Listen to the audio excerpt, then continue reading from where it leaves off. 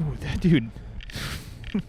Oh, yo. Oh, yo. Look at this. Like, why get 2 inches from that curve? Shong, like, that's your intro clip right there. Shong. Hey, what's up, guys? Welcome back. With me again, my friend and me, Brian. Hey, Brian. Hey, how's it going, Jeff, and the rest of the internet? Good, man. Wish you were here in NorCal Cycling Studios, but you are across the internet. We are practicing social distancing today. Yeah, we don't want to catch that bug going around, so just like everyone else, we're stuck on YouTube and Netflix and all those similar streaming services. So glad I have all this footage, though, because we can still bring content to you guys. And let's talk about today's race. What do we have? We have blue skies. Check. We have super crosswinds. Check. Sub-freezing temperature. Check.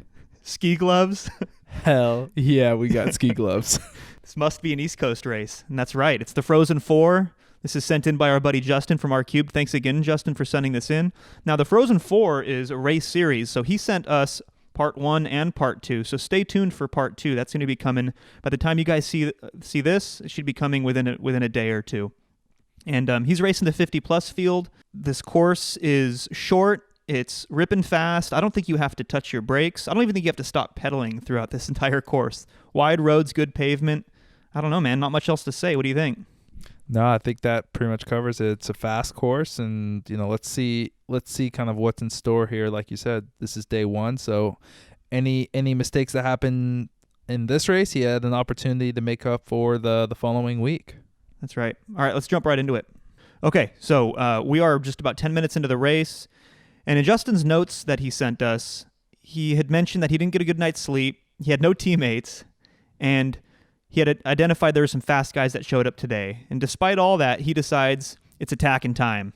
And I don't know if this is a great idea to attack given all those things, especially on a course like this, but I want to talk specifically about how he attacks here. He puts in a hard effort here and immediately opens up a big gap. Stops pedaling through this corner when he doesn't really need to. And then goes right back up to like 825 watts.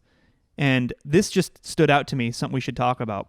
Brian, you're no stranger to attacking off the front. What do you think about that?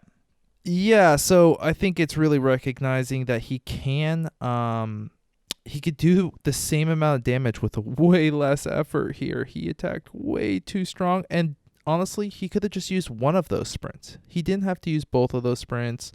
And if you're going to do an attack like that and you want to see what's happening and how things are playing out, I might actually recommend, this is like a little bonus, is that you go ahead and attack where you're going to maybe be sprinting from later in the race. I think it's really good to be able to practice corners at sprinting speeds and things. And, that's something else. If you're going to attack for what I would call potentially not a good reason in this case, then get something out of it. Yeah, I'm just not really sure the reason for that attack, especially that second kick, because like the book of matches analogy that I've used before, you are trying to preserve every match you have in your book of matches.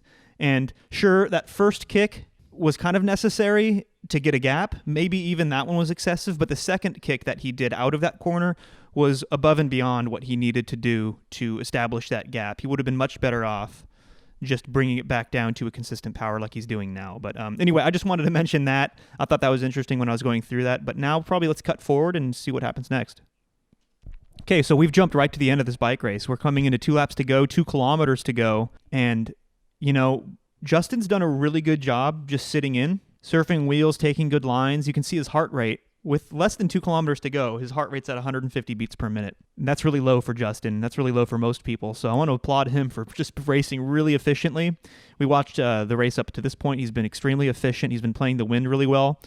And to that point, you're going to see him do something interesting right here. See how he slightly drifted to the left-hand side of the road as we come onto the backside of the course? Well, that's intentional because check out the wind arrows, the bottom right. So he's sheltered now. Now his heart rate's even gone down to 149 for a second. Inside of 2 laps to go, 1.5 Ks to go, and your heart rate's at 150. You're looking real good for the sprint. What do you think, Brian?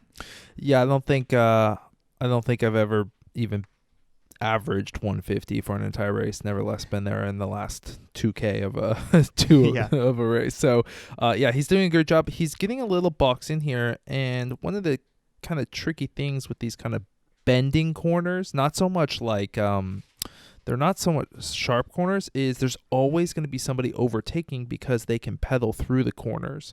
So the corners don't like line out the pack, and as a result, he kind of was moving back, and he had to use kind of a bullet there. He had to go around 700 watts, and most importantly, like you just mentioned, he did it on the windy side though.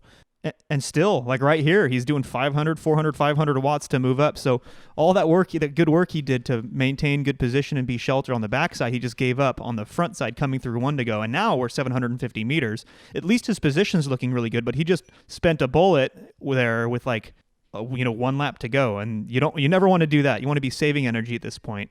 At least he's on the right side of the draft right now. Let's see, 500 meters to go. His position's looking perfect. And he just puts his head down, and I don't understand. He just starts sprinting with like 500 meters to go into a headwind. Well, an eventual headwind here in a second. And man, I mean, this is your move, Brian. But on a course like this, into a headwind, it doesn't make sense to me. Yeah, and we keep saying this about Justin. He's kind of the self-appointed sprinter. Like it's a long way for anybody. It's a really long way if there's a headwind. And on headwind sprints, you want to stay sheltered for as long as possible. And Justin's losing a little bit of momentum here. Still great power, but... Heartbreaking to see that, though, like, because he had such good power and he was in such good position. He just got nipped there at the line. Second place is a good result, don't get me wrong, but he had that in the bag with 500 meters to go. Let's actually go back one more time and watch, because I have a couple more thoughts. Okay, we're going to play the finish here again one more time in slow motion. I want you guys to pay close attention to the riders surrounding Justin, particularly this guy on the right in the Yale kit. He eventually won the race, right? And I want you to contrast it to how Justin behaves here in the finish. Because, Brian, this is your jam, man. You've won a bunch of races this way, and it's usually not in these circumstances. Tell me how Justin could have been more successful here. Yeah, so I think first is to recognize that Justin has acknowledged himself as a self-appointed sprinter, and 500 meters, 400 meters, that's a long way for anybody to sprint. Another thing to kind of note is that when he did it, and this is something that I would do differently personally if I was to attack, which I probably wouldn't attack with a headwind finish, but I'd make sure nobody's in my draft when I was attacking. I would try to have a kind of slingshot effect to come by them if I was going to launch that close or that far from the finish, rather. And then right here, he stops pedaling. He didn't need to stop pedaling right here.